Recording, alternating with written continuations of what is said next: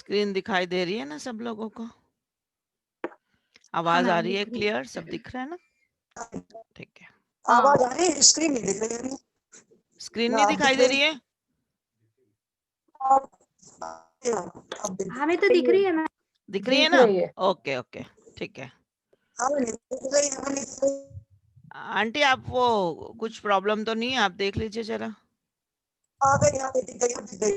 दिख गई? ओके ठीक है। अब चलिए मंगलाचरण हाथ जोड़ लीजिए सब लोग। नमः श्री वर्धमानाय निर्धूत कलिलात्मने सालोकानां त्रिलोकानां यद विद्या दर्पणायते यद विद्या दर्पणायते यद विद्या दर्पणायते।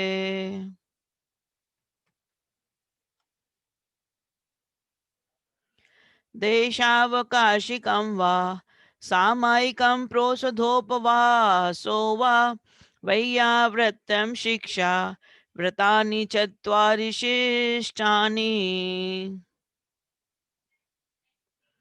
देशावकाशिकं स्यात् कालपरिच्छेदनेन देशस्य प्रत्यहमणुव्रतानां प्रतिसंहारो विशालस्य ग्रहादिग्रामाणां क्षेत्रनदीदावयोजनानां च देशावकाशिकस्य स्मरन्ति सीमनां तपोवृद्धः। संवत्सरमृतुरैनं मासचतुर्मासपक्षमृक्षं च देशावकाशिकस्य प्राहुर्कालावधिं प्राज्ञः सीमान्तानां परतः स्थूलेतरपञ्चपापसन्त्यागात् देशावकाशिकेन च महाव्रतानि प्रसाद्यन्ते। प्रेषणशब्दानयनं रूपाभिव्यक्तिपुद्गलक्षेपौ देशावकाशिकस्य व्यपदिश्यन्ते त्याः पञ्च। आसमय मुक्ति मुक्तम पंचाघानामशेष भावेन सर्वर्थ च सामयिकः सामयिकम नाम संसन्ति। कल हमने यहाँ तक पढ़ा था। अब हमारा पंचम अधिकार चालू हो गया। उसमें शिक्षा व्रत के बारे में बताया आचार्य जी ने। शिक्षा व्रत मतलब जिसमें हमें छठे गुणस्थान व्रत यानी मुनि व्रत आदि धारण करने की शिक्षा मिलती है। उसमें कैसे हम प्रवेश करेंगे, छठे गुणस्थान में कैसे हम मुनि व्रत को धारण करेंगे, उसके बारे में आचार्य जी ने बताया है। ठीक है। 4 शिक्षा व्रत कौन से हमने पढ़े? आचार्य जी ने हमें कौन से 4 शिक्षा व्रत बताए हैं? क्या हम पढ़ रहे हैं इसमें? सबसे पहले कौन सा है? देशावकाशिक। देशावकाशिक यानी देश व्रत, जिसमें हमने जो मर्यादा ली थी दिग्व्रत में 10 दिशाओं की, उसमें और सीमा अंदर अंदर करते जाना, दैट इज कॉल्ड देश व्रत। ठीक है, देश व्रत या देशावकाशिक व्रत। उसके बाद हमने पढ़ा है देश, हाँ, सामायिक के बारे में।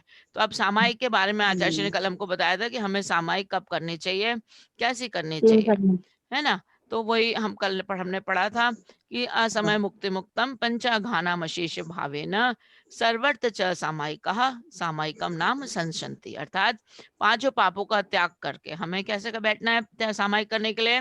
5 पापों का त्याग करके अपनी आत्मा में रमण करना है, अपनी आत्मा में लीन होना है, सभी तरफ से सारी विकल्पों को छोड़कर अपनी आत्मा में रमण करना, दैट इज कॉल्ड सामायिक। और वो सामायिक शिक्षा व्रत है।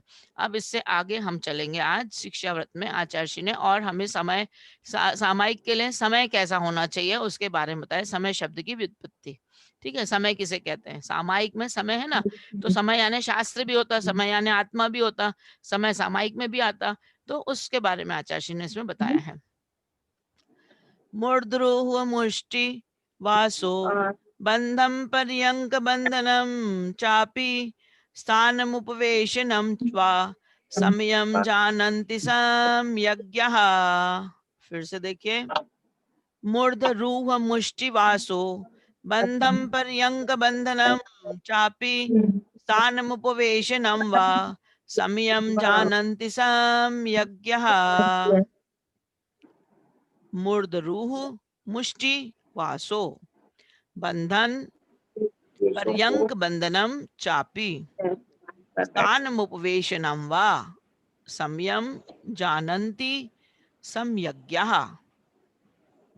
इसमें बताए हैं आचार्य ने मूर्ध रूह मुष्टिवासो, मतलब मूर्ध यानी हमारे जो बाल होते हैं ना, अगर खुले हैं तो उन बालों को टाई कर लीजिए, बाल को बांध के बैठिए। मतलब इसके दो अर्थ हैं इसमें। एक तो ऐसा है कि जो लोग सामायिक करने बैठे हैं, जैसे पहले होते थे ना ब्रह्मचारी जी वगैरह, या उनकी पूरी आपने मुष्टि कर ली, पंचमुष्टि केशलोंच हो जाता है, तो एक एक उनका एक चोटी रह जाता है, या अगर उनके बाल बड़े हैं तो वो उसको बांध के बैठेंगे कि जब तक ये बाल बंधे तब तक मैं सामायिक करूंगा। एक अर्थ तो ये है। और दूसरा अर्थ ये है कि अगर बाल खुले हैं, बह रहे हैं, यहाँ वहां उड़ रहे हैं, तो हमारा सामायिक में मन नहीं लगेगा, तो इसलिए उनको बांध करके बैठो। ठीक है। तो मुर्दहरू मतलब बालों को बांध करके बैठना, और मुष्टि मतलब हाथों की मुट्ठी बांध करके बैठे, कि जब तक ये हाथों की मुट्ठी बंधी है तब तक मैं सामायिक करूंगा, अथवा जब तक मैं सामायिक कर रहा हूँ जब तक कि हाथों की मुट्ठी में बांध कर रखूंगा। ठीक है। वासो मतलब कपड़े भी ऐसे उड़ते उड़ते हुए, हिलते डुलते हुए नहीं होना चाहिए, यहाँ वहाँ फैले बिखरे हुए अपने ऐसे, जैसे जेंट्स हैं तो धोती दुपट्टा में करें, लेडीज है तो मतलब व्यवस्थित वस्त्रों में होना चाहिए वासो।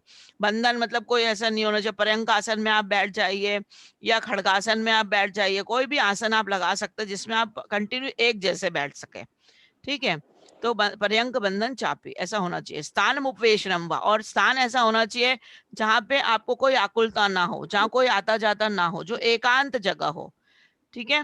वैसे जगह में आप सुखासन से बैठिए, आप पर्यंक आसन से बैठिए, आप खड़गासन से बैठे, जो इजी हो, फिर उसको बार बार चेंज नहीं करिए। ठीक है। एक साथ एक ही आसन पे बैठे, उसको बार बार चेंज नहीं करना। वह संयम जानंती सम्यक, हाँ उसे सामायिक कहते हैं, ऐसा हमारे आचार्य लोग। ठीक है। तो जब तक चोटी में गांठ लगी है,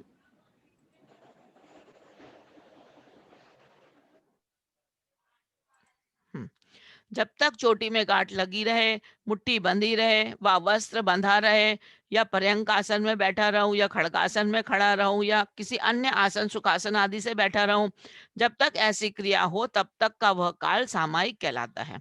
अर्थात उपयुक्त प्रकार से कुछ बंधन करके सामायिक का काल निर्धारित करना, ऐसा अभिप्राय समझ में आता है। ठीक है।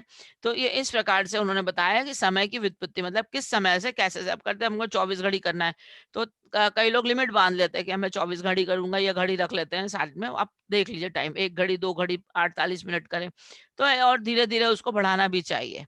ठीक है। तो ये पहले समय में ज्यादा वो नहीं होता था, ये लिखा तो काफी 1000-2000 साल पहले के हो गए ना ग्रंथ।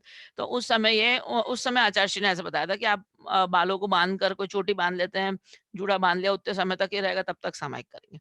या फिर उन्होंने ये भी बताया, मैंने इनका सुना था बेनाडा जी का, तो उन्होंने ये कहा कि आप खुले बाल हैं, आपको सामायिक करने में तकलीफ होगी, आपके लंबे बाल हैं, उड़ रहे हैं हवे में, तो वो सामायिक में कंसंट्रेशन नहीं बैठ पाता, इसलिए बालों को बांध कर आप बैठिए, कंसंट्रेशन से बैठिए। मुष्टि मतलब अपने हाथों को बांध कर बैठिए, हाथों की मुट्ठी बनाकर बैठिए। फिर कपड़ों को व्यवस्थित बांध के बैठिए, जेंट्स है तो धोती दुपट्टे में बैठिए। ये, और पर्यंक आसन से बैठिए, सुखासन से बैठिए, खड़गासन से खड़े होकर करिए, जो आपको कंफर्टेबल लगता है जिस आसन में, वो आसन में आप समय मतलब अपनी आत्मा का ध्यान आप कर सकते हैं एकाग्रचित होकर। ठीक है। अब सामायिक योग स्थान और बढ़ाने का उपदेश, सामायिक का स्थान कैसा होना चाहिए और उसको धीरे धीरे कैसे इंक्रीज करो, कैसे आप बढ़ाओगे, उसके बारे में आचार्य क्या कहते हैं हम देखते हैं। एकांते सामयिकम निर्व्याक्षेपे वनेषु वास्तुषु च चैत्यालेषु वापि च परिचेतव्यं प्रसन्न धिया। फिर से देखिए, एकांते सामयिकम निर्व्याक्षेपे वनेषु वास्तुषु च चैत्यालेषु वापि च परिचेतव्यं प्रसन्न धिया। ठीक है। एकांते सामयिकम निर्व्याक्षेपे वनेषु वास्तुषु च चैत्यालेषु वापि च परिचेतव्यम प्रसन्न धिया। अर्थात अब हम सामायिक कैसे स्थान पर बैठ के करना चाहिए, तो एकांत स्थान होना चाहिए। एकांत मतलब जहाँ कोई का आना जाना ना हो। अगर घर में डिस्टरबेंस है, आप आजकल एक कमरे 2 कमरे होते हैं, वहीं टीवी चालू है, वहीं मोबाइल देख रहे हैं लोग, बच्चे चिल्ला रहे, आ रहे जा रहे, तो डिस्टरबेंस होता है, तो वहाँ कंसंट्रेशन नहीं लग पाता, वहाँ सामायिक का एकाग्रचित्त नहीं हो पाते हम। तो इसलिए एकांत जगह पे सामायिक करना चाहिए। निर्व्यय छेपे सारी चीजों से दूर हट के सारी चीजों के विकल्पों को छोड़ देना चाहिए, कोई विकल्प हमारे मन में नहीं होना चाहिए, व्यापार आदि की कोई भी विकल्प हमारे अंदर नहीं होना चाहिए, व्यापारवादी सबको छोड़ देना चाहिए। और एकांत स्थान में वनेशु, वन में भी आप जाके सामायिक कर सकते हो, वास्तु सूचो मतलब अपने घर में भी कर सकते हो, लेकिन आपके लिए अलग से, जैसे कोई व्रती है सामायिक करते हैं, उनके लिए अलग से उनका रूम है बैठने के लिए, ध्यान करने का अलग से, जहाँ कोई आता जाता नहीं, डिस्टर्बेंस नहीं, वहां बैठ के आप सामायिक कर सकते हो। चैत्यालयेषु मतलब चैत्यालय में जाके आप सामायिक कर सकते हो, सबसे बेस्ट तो चैत्यालय में, क्योंकि हम जैसे मंदिर के लिए निकलते हैं तो उसमें कई गुना उपास हमारे बढ़ते जाते हैं। हमने द्रव्य जैसे लिया ना मंदिर जाने के लिए, हमने रात को ही सोच लिया कल हम सुबह मंदिर जाएंगे, तो रात से आपका पॉजिटिविटी, रात से आपका पुण्य संचय बढ़ जाता है, उसमें आपको उपास के फल चालू हो जाते हैं। उसमें आपने मंदिर के लिए रात को ही आपने डब्बी लगा के रख ली, द्रव्य लगा के रख लिया, रात से ही आपके पुण्य फल का संचय चालू हो जाता है। सुबह उठ के नहा रहे धो रहे, जल्दी जल्दी की मंदिर जाना, तो आपके पुण्य उसी में संचय चालू चालू बढ़ते जाता है। आपने सोचने लगे तो आपको एक उपास, बाहर निकल गए, आप घर से जाने लगे मंदिर के लिए तो उपास बढ़ते जाते हैं, मल्टीप्लिकेशन टाइम बढ़ते जाते हैं। मंदिर के द्वार पे पहुंच गए तो 10 जैसे हो गए उपास, फिर मंदिर के अंदर पहुंच गए, आपने पैर धो लिया, ऊपर चढ़ गए, भगवान के सामने पहुंच गए, तो वो मल्टीपल टाइम 10 हो गए, 100 हो गए, 1000 हो गए, ऐसे कई करोड़ों उपास हो जाते हैं। भगवान की भक्ति कर रहे हैं आप अच्छे से तो कई करोड़ों उपास फल आपको मिलते हैं उससे।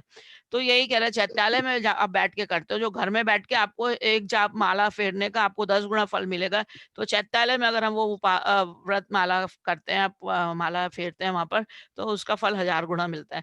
तो ये चैत्यालय का इतना फर्क पड़ता है ना। और वापी मतलब कोई जगह जैसे होती है जहाँ गुफा वगैरह होती है, वहां भी आप बैठ सकते हो, जहाँ शमशान वगैरह है, कई लोग जाते हैं, जैसे अपन ने पढ़ा था पहले कि उनको शमशान में बैठकर जाप देने की आदत होती है, तो निर्ग्रंथ जाके वहां बैठ जाते थे, है ना। तो कई लोग ऐसे ध्यान करते थे। परिचेतव्यम प्रसन्न दिया, और प्रसन्न मन से करना चाहिए। प्रसन्न मन से मतलब दिया यानी बुद्धि, और प्रसन्न बुद्धि से आपको सामायिक करनी चाहिए जिसमें पुण्य फल मिलता है। बोझा लेके नहीं, स्ट्रेस लेके नहीं, टेंशन लेके, अरे यार सामायिक करना है, टाइम आ गया, टाइम हो गया, मुझे ये काम छोड़ना पड़ेगा, टीवी देखना बंद करना पड़ेगा, तो प्रसन्न बुद्धि से करना है सामायिक को, है ना। तो इसमें यही उन्होंने बताया, आकुलता उत्पादक रहित शुद्ध एकांत स्थान में या वन में, घर में, चैत्यालय में या पर्वत या गुफा में, शमशान में, जहां कहीं भी चित्त को प्रसन्न करके नित्य ही सामायिक करना चाहिए। इसमें चैत्य पंचगुरु भक्ति पाठ आदि सहित कृतिकर्म विधि पूर्वक विधिव्रत क्रिया करनी चाहिए। पंचगुरु भक्ति वगैरह पढ़ते हैं ना, चैत्य भक्ति पढ़ते, पंचगुरु भक्ति पढ़ते, पाठ पढ़ते हैं, और कृतिकर्म वगैरह वो 6 उसमें जो सामायिक के पूरे हैं, अतिक्रम वितिक्रम आलोचना वगैरह सारा आ जाता है उसमें। वो पूरा सिस्टमेटिक आपने सामायिक करनी चाहिए, जो विधि आपको बताई है वो विधि से आपने सामायिक करनी चाहिए। ठीक है, तो ये सामायिक को कैसे स्थान पे करना चाहिए उसके बारे में आचार्य जी ने बताया।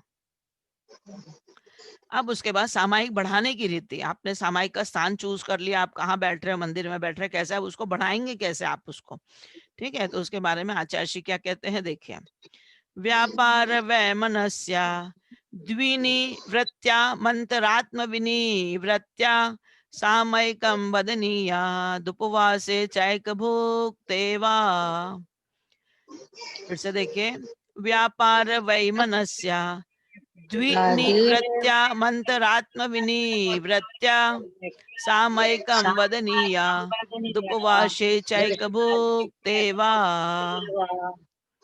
ठीक है, ऐसा बताया आचार्य ने। व्यापार वै मनस्या द्विनिवृत्त्या,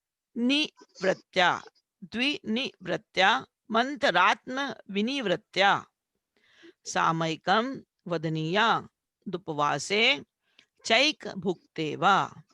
अर्थात आप सारा व्यापार आदि के विकल्पों को छोड़ दीजिए। अगर आप सामायिक में बैठ रहे हैं तो इसका मुझे देना है, इसका मुझे लेना है, ये आने वाला है व्यापारी में, वो आने वाला है, शाम का समय है, दुकान पे ये आ गया होगा, वो जा रहा होगा, तो इसके आकुलता रहित आपको बैठे, संकल्प विकल्पों से रहित होकर आपको मन वचन क्रिया को कंसंट्रेट करके, एकाग्र चित्त करके आपको बैठना है।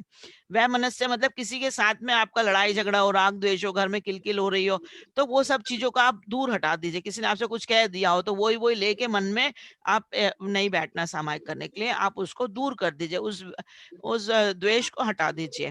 ठीक है, विनिवृत्ता मंत्रात्म विनिवृत्ता, और अपने आत्मा से सारी कलुषताओं को मन से, वचन से, काय से दूर करके, संकल्प विकल्पों को रोक करके, ये भी निवृत्त्या मंत्र आत्मा विधि, आत्मा से सारे संकल्प विकल्पों को रोक दीजिए आप, सारे संकल्प विकल्पों को हटा के। और उपवास के दिन कर सकते हैं सामायिक, अथवा एकासन के दिन भी सामायिक अच्छे से कर सकते हैं। और सामायिक अवश्य करना चाहिए, इसलिए ये कह रहे हैं आचार्य जी कि सामायिक हमने अवश्य करना चाहिए, ताकि हमारा एकाग्र कंसंट्रेशन बढ़ता है उससे। और आत्मा की हमारे मिलन जो होती है ना अपनी, हम अपने आप को जान जाते हैं। कैसे जान जाते हैं अपने आत्मा?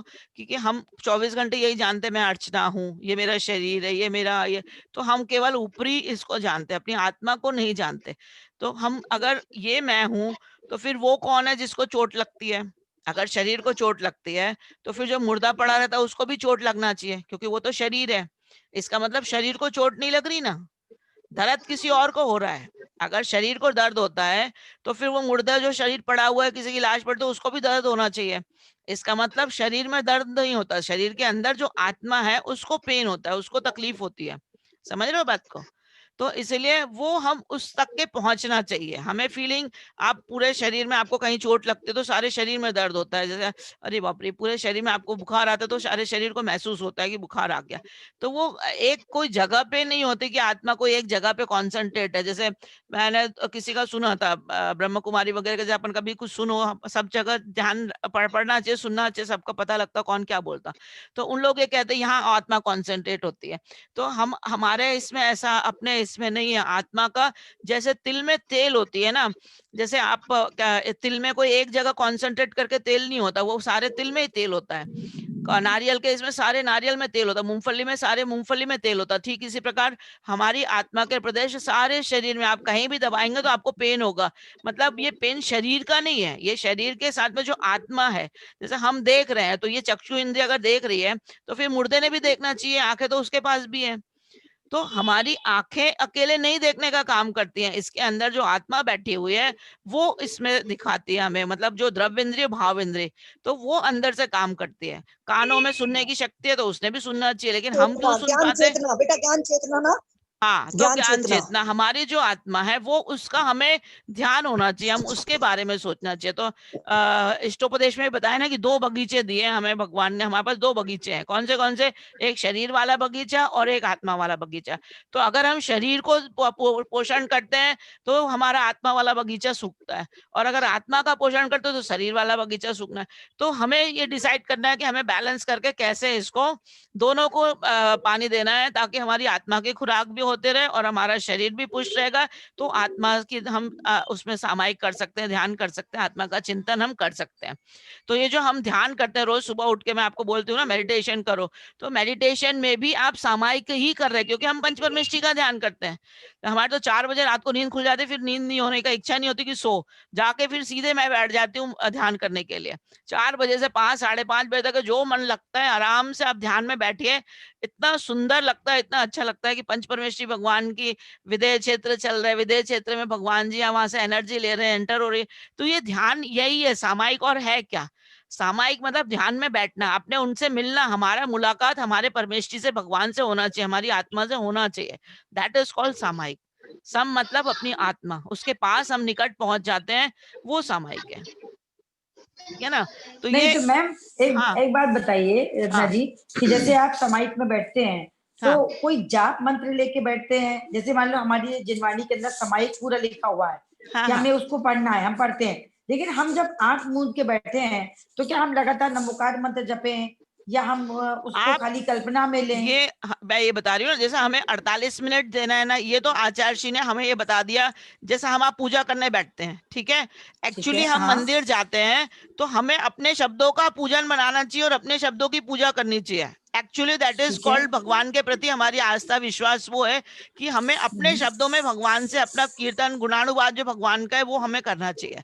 लेकिन हम जी। लोगों के पास वो भक्ति नहीं है, वो शक्ति नहीं है, वो उतनी हमारे पास में कैपेसिटी नहीं है कि हम अपना क्रिएट करें और अपना बोले। तो इसीलिए जी। हमारे लिए आचार्यों ने पूजा बना दी है, तो हम जाके पूजा करते हैं, है ना। मेन पूजा तो क्या है? जलम निर्पामति स्वाहा, संसारता विनाशना चंदनम निर्पामति स्वाहा। मेन एक्चुअली ये पूजा है, लेकिन हम अगर ये अगर चढ़ा के 2 मिनट में वापस आ जाएंगे, तो इसीलिए हमें आचार्य श्री लोग ने ये बड़ी पूजा दे दी है, ताकि हम पूरा 4-4 लाइन पढ़ पढ़ के उसमें मन लगाएं, कंसंट्रेशन लगाएं, भगवान के पास बैठ जाएं। ठीक है ना। वरना तो आप 8 अर्घ पढ़ लीजिए, जैसे माचार्षि के मंदिर अपने आप चौके में आते तो हम कैसे पूजा करते हैं, ओम ह्रीम आचार्षि विद्यासागर महाराज जय जन्म जरा मृत्यु विनाश जलम निर्पामति स्वा संसारता विनाश चंद्रम निर्पामति स्वा। एक्चुअली पूजा तो ये लिखी है पुराने ग्रंथों में। आप सिद्ध चक्र मंडल विधान देखो, आचार्य कराते हैं, प्रमाण सागर महाराज जी कराते, तो उसमें अर्घम वाली चलती, पूरे अर्घ अर्घ वाला एक्चुअली विधान वो लिखा हुआ है। ये शब्दों का अवलंबन है कि हम लोग क्या करते हैं, सिर पटक के अगर इतने समय आ जाएंगे तो हमारे पास समय नहीं रहेगा, तो इसलिए आपको ये शब्दों का अवलंबन लिख दिया है कि आप ये पढ़िए, वरना आप ये भी नहीं करेंगे, समझ रहे। तो इसलिए अगर आप ये नहीं करोगे तो आप अपने तरफ से भी बैठ के आप अपना कर सकते हो ना, भगवान का ध्यान कर सकते हो, आप कोई मंत्रों का जाप लेके बैठ सकते हो, पंच परमेष्ठी भगवान का कोई भी आप ले सकते हो। आलोचना करनी है तो आपके अपने जो पाप हमने करे उसकी आलोचना आप कर सकते हो बैठ के। प्रतिक्रमण करना है तो भगवान मैं सबसे क्षमा याचना करती हूँ, जैसे मैं आपको बताती हूँ ना, रोज सुबह सब जीवों से क्षमा याचना करो, 1 इंद्रिय 2 इंद्रिय 3 इंद्रिय 4 इंद्रिय संज्ञा संगी पंचेंद्रिय सबका सबसे क्षमा याचना करिए आप, मेरे द्वारा किसी से कष्ट पहुंचा हो तो ये सारी चीजें सामायिक में आते हैं, हम अपने आत्मा को ही उसमें सारी चीजों में कर रहे हैं, तो ये सारी चीज हम कर सकते हैं। इट्स नॉट नेसेसरी अपने स्वयं का अनुभव करना है। हाँ, अपने को वो लिखा है, आप आप फॉलो करिए, आप लिखा है आप उसको पढ़ लीजिए, उसके बाद आप अपने आप से करिए। जैसे हम भी ध्यान करते तो हमने जो लिखा है सुना है, उसके बाद हम उसको अपने हिसाब से अपने आप से करते हैं। वो पहले हमें आधे घंटे में हो जाता था, फिर 1 घंटे में होता, अब 1.5 घंटे लगते, तो अपना टाइम खुद ही बढ़ते जाता, अपना मन लगते जाता, तो अपनी चीज खुद बढ़ जाती है वो। ठीक है ना जी, ठीक ठीक ठीक है, थैंक यू दीदी। हाँ, प्रज्वल कुमार निकट पहुंचने का उपक्रम हो जाता है, स्वयं के निकट पहुंचने का उपक्रम गद्य में करना चाहिए, गद्य में, हाँ, मतलब पद्य में नहीं करके गद्य में, वो हमारी मर्जी, हमारे पास जो शब्दों का अवलंबन है आप उन शब्दों से करिए। भगवान ये नहीं कहते आपको ये पढ़ना, नथिंग इज रिटन देयर, वो सिर्फ हमारे लिए लिख दिए हैं गुरुओं ने, आचार्य ने, महाराज जी ने, ब्रह्मचारी जी ने, पंडित जी लोगों ने, कि आप लोग मंदिर में बैठ के ये पढ़िए, इतना इतना है। ऐसा कुछ लिखा नहीं है कि आप भाई 1 पूजा करिए, 10 पूजा करिए, 5 पूजा करिए, जिसमें आपका मन लगता है उतना करिए। कहीं नहीं लिखा है कि आप 50 माला फेरिए, 10 माला। 1 माला में भी आपका अच्छे से मन लग रहा है, पूरे 1-1 मोती के ऊपर थे, आपकी 1 माला अच्छी है, और आपने 50 फेर ली और आपका 1 भी मन नहीं लगा, 1 भी माला में, तो कोई मतलब नहीं है। मतलब आप कंसंट्रेट कितना कर पा रहे हो उस चीज को, समझ में आ रहा है। आप 1 तो पूजा मैम करिए, ये जो भाव से चौमासे करिए। में, मैम ये चौमासे में जो इतनी सारी मालाएं गाते हैं, तो उसमें क्या इतनी जितनी ज्यादा माला आप करोगे उतना ज्यादा, तो उसमें कंसंट्रेशन थोड़ा ना हो पाता है, वो ज्यादा करने के नहीं चक्कर वही तो, वो में ज्यादा इसलिए तो कहते हैं आप जितनी करिए, आपसे जितनी अच्छे से होती मन लगा के उतना करिए ना। नॉट नेसेसरी कि भाई वो 100 कर रहा तो मैं भी 100 करूंगा। आपकी 25 में मन लगता तो आप 25 करिए, 10 में मन लगता तो आप 10 करिए, जितना आप कर सकते हैं उतनी आराम से करिए माला। लेकिन फिर वो मालाओं की गिनती है ना कि इतने जाप होने ही चाहिए, वो होने ही चाहिए। शुभ में रहते ना, उतनी देर शुभ में रहते हाँ, ना अपन। ये है पुण्य, आपका पुण्य आश्रय होते रहता है। आप जितनी देर माला कर रहे हैं उतनी देर आपका पुण्य आश्रय होते रहता है। आपने 1 माला करी, 25 माला करी, 50 माला करी, आपको पुण्य आश्रय होता है, क्योंकि आप अशुभ से निकल के शुभ में आ गए हो, तो वो आपका पुण्य आश्रय होते रहता है, और उसमें आप आराम से अच्छे से करिए। हाँ, पुण्य आश्रय तो निश्चित होता है उससे, क्योंकि आप अगर वो नहीं करोगे तो कुछ और करोगे, उठपटांग दूसरे काम करोगे। इससे अच्छा आप वहां से निकल के इसमें तो बैठे। फॉर एग्जाम्पल अभी हम क्लास ले रहे हैं, हम पढ़ रहे हैं, तो हम अशुभ से निकल के शुभ में बैठे हैं ना, नहीं वरना हम टीवी चालू करके बैठ जाते, सीरियल देखते बैठे रहते, या मोबाइल चलाते बैठे रहते, तो हम अशुभ से निकल के शुभ में आ गए। आप याद नहीं कर रहे, नहीं कोई बात नहीं, लेकिन त्याग हो जाता है। हाँ, 5 पापों का आप त्याग करके उस समय कुछ अच्छा काम करते हो, इसीलिए वो बोलते हैं इतनी इतनी चीजें करिए, कि आप कुछ नहीं करने से कुछ तो करेंगे ना। ठीक है, जैसे बेटा जे भावना भाए वो स्वतंत्र निश्चल हाँ, बहुत अच्छा, सही है ना। रोज पढ़िए, डेली पढ़ सकते, डेली। भगवान बहुत अच्छा, मैं हूँ हाँ, डेली कर सकते हैं आंटी, डेली पढ़ सकती है। चलिए अब 101 नंबर का देखेंगे। जी आंटी जी, स्वरूप है शीत समान अमित सत्य सुख ज्ञान निदान। जी आंटी, आज वश को ज्ञान ज्ञान कौन बना भिखारी, भिखारी, निपट निपट अज्ञान। सही है। अज्ञाता कोई न आन, मोहेगा ये रुषे दुखी खान, जिको पर को पर पर जान जान आता फिर क्या। सही है आता, आंटी, होता चलिए। स्वयं जगत जगत परिणाम, परिणाम, मैं जग का करता क्या काम। मैं जग का करता क्या और काम, है तो प्रकृति परिणाम, जायते भाव रहो अविराम। ठीक है आंटी जी, चलिए। आंटी आंटी ये वाली ये से कहाँ लिखा हुआ है, ये चीज किस ये जगह लिखा जिनवाड़ी हुआ में है? है, जिनवाड़ी में है, जिनवाड़ी जिनवाड़ी में है, जिनवाड़ी में, पीछे जिनवाड़ी पीछे जिनवाड़ी में पीछे के किस पेजेस किस में। इसका हम चिंतन मनन बहुत करते बेटा, इसी पार्श्वनाथ इसका स्त्रोत चिंतन के मनन बाद बहुत है। करते हैं। हाँ पीछे जिनवाड़ी अच्छा में जी। है, पाषाण स्तुति के बाद पीछे। बहुत छोटे अच्छी है ये छोटे वो तो। लिखी हुई है। हाँ बहुत जी जी अच्छा जी है। जी। चलिए, इसको अच्छा। ये करते डेली हैं पढ़ना अंबिका। चाहिए, इसको भी डेली पढ़ना चाहिए। हाँ हम पढ़ते हैं बेटा, दिन हाँ में एक एक कई बार पढ़ लेते हैं जी इसको। जी आंटी, बहुत अच्छा अच्छा, अच्छा वेरी अच्छा। गुड। हाँ चलिए, प्रतिदिन सामायिक करने का उपदेश। अभी 101 नंबर की गाथा देखिए, श्लोक देखिए। सामयिकम प्रतिदिवसम यथावदप्यनलसेन चेतव्यम, व्रत पंचक परिपूरण कारणमवधान युक्तेन। फिर से देखिए, सामयिकम प्रतिदिवसम यथावदप्यनलसेन चेतव्यम। व्रत पंचक परिपूर्ण। हाँ, व्रत पंचक परिपूरण कारणमवधान युक्तेन। ठीक है, सामयिकम प्रतिदिवसम यथावदप्यनलसेन चेतव्यम, व्रत पंचक परिपूरण कारणमवधान युक्तेन। ठीक है, तो आचार्य श्री कहते हैं कि हमें डेली सामायिक करना चाहिए। डेली यानी प्रतिदिन, मतलब सामायिक प्रतिदिवसम मतलब रोज करना चाहिए।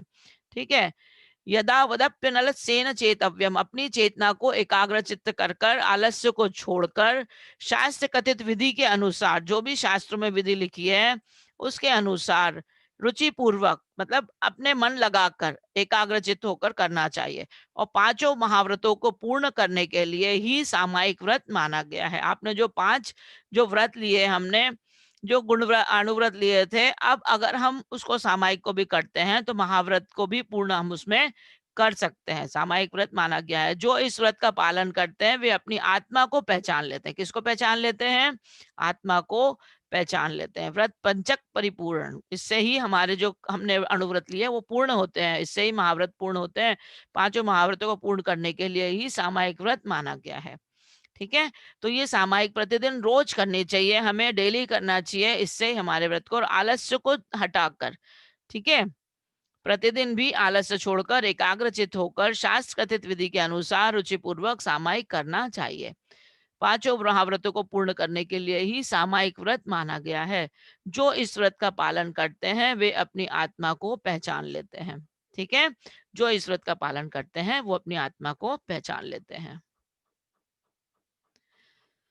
सामायिक की और लेना है कि 8 मिनट बचे हैं, अब क्वेश्चन आंसर्स करूं।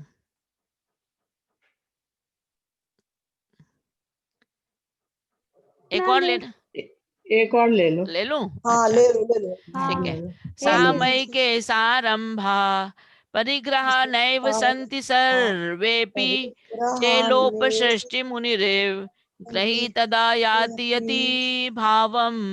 फिर से देखिए, सामयिके सारंभा परिग्रह नैव सन्ति सर्वेपि, चेलोपसृष्टि मुनिरेव ग्रही तदा याति यति भावम। ये सामयिके सारंभा परिग्रह नैव सन्ति सर्वेपि, विलोप श्रेष्ठ मुनि, चेलोप श्रेष्ठ मुनिरेव, चेलोप श्रेष्ठ मुनिरेव ग्रही तदा याति यति भावम। ठीक है, तो इसमें आचार्य जी ने बताया है कि जैसे हमने उसमें पढ़ा था ना, गृहस्थो मोक्ष मार्गस्थो निर्मोहो नैव मोहान अनगारो ग्रहीष्य निर्मोहो मोहिनो ने पढ़ा था ना इसके पहले सम्यक दर्शन वाले अंग में, कि अगर गृहस्थ है वो सम्यक दृष्टि है तो वो निर्मोही है, और वो सम्यक दृष्टि है तो वो मोही मुनि से भी श्रेष्ठ है ना। तो इस टाइप से ऐसे ही इसमें भी बताया है कि जब वो सामायिक करता है, अगर कोई श्रावक है जो 1 या 2 वस्त्र धारण करके सामायिक करता है, तो वो उन मुनिराज के जैसे हैं जो मुनिराज के ऊपर कदाचित उपसर्ग में कोई वस्त्र डाल देता है और वो ध्यान में बैठे रहते हैं, तो ये गृहस्थ भी उनके ही जैसा है। समझ में आई बात?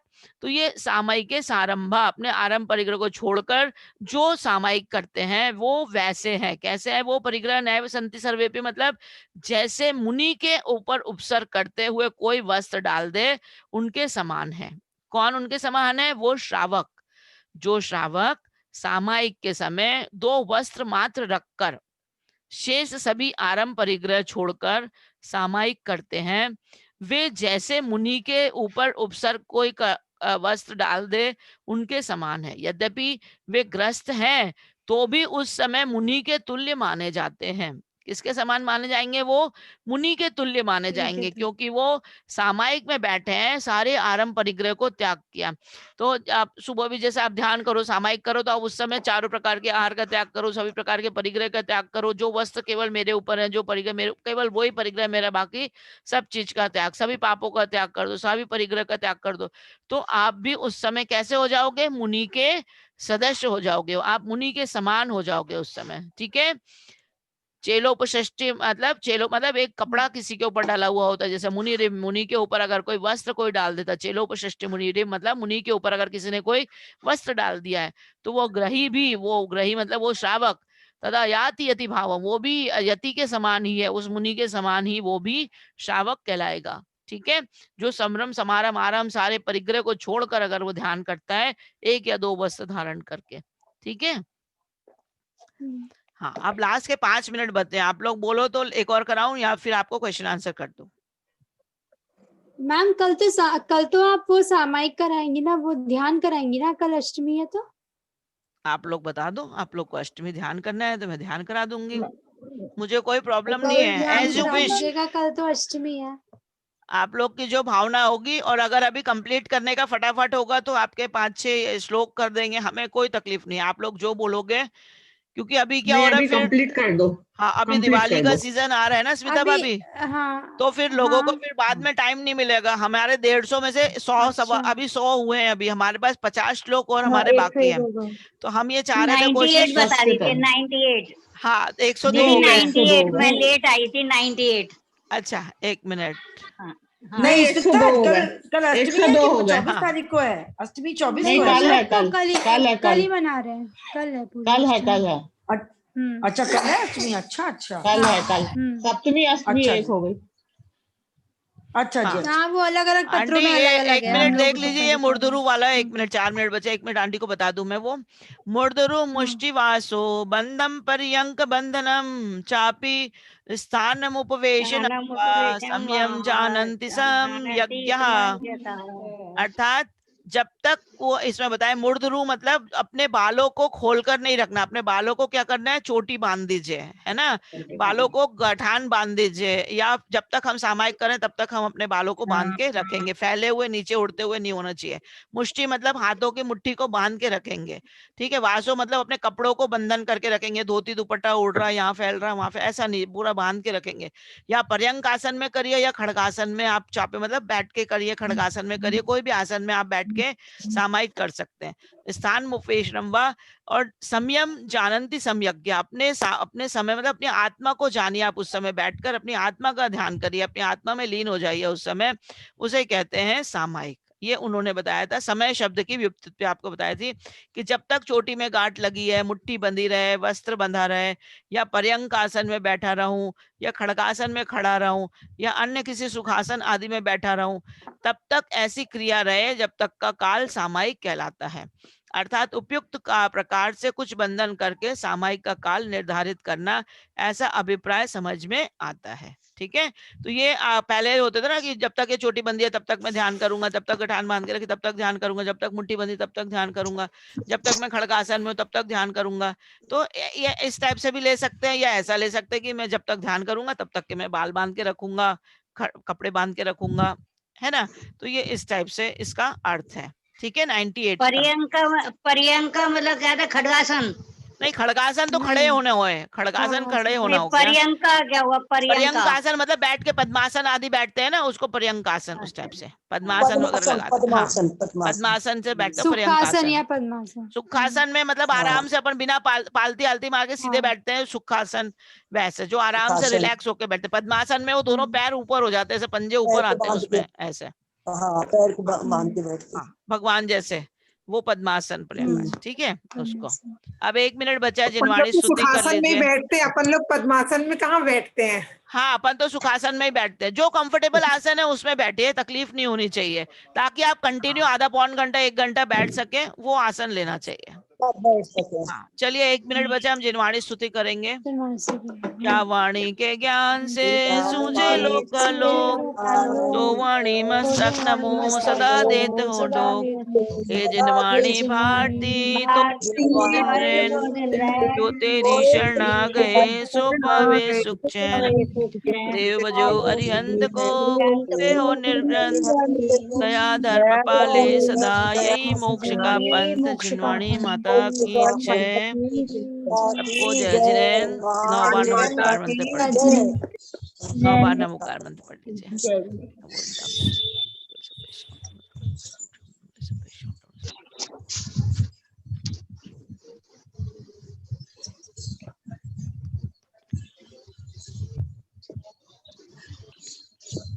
जिनवाणी माता की जय। कल मैंने वो भेज दिया था कषाय वाला चार्ट का, आपने देख लिया था रीना जी? नहीं मैम, मैंने देखा नहीं। उसमें मैंने भेजा था ना लिख के। हाँ, और मैंने वो किसमें भेजा था? डाला था आपने? तत्वार सूत्र ग्रुप पे आप हो ना? हाँ, तत्वार सूत्र ग्रुप पे नहीं। तत्वार सूत्र नहीं, मतलब यही ये रत्नकरण शांकाचार्य वाला ग्रुप। रत्नकरण वाला। हाँ हाँ हाँ हाँ हाँ, उसमें डाला है मैंने। और कल वो 3 लोग का भी डाल दिया सारा। आप लोग को इच्छा थी तीसरे अध्याय वाली, तो वो भी पूरा आप ओके देख मैम। लीजिए, उसमें सारा समझ में आ जाएगा आप लोगों को अच्छे से। बच्चों ने सरिता, सीन कर लिया होगा तो मैंने देखा नहीं, इसलिए मैं देख लूंगी। हाँ देख लेना। सरिता, तुमने देखा तीसरे अध्याय का वाचन? उसमें पूरा है, बहुत सुंदर पूरा पिक्चराइजेशन है एनिमेशन में पूरा।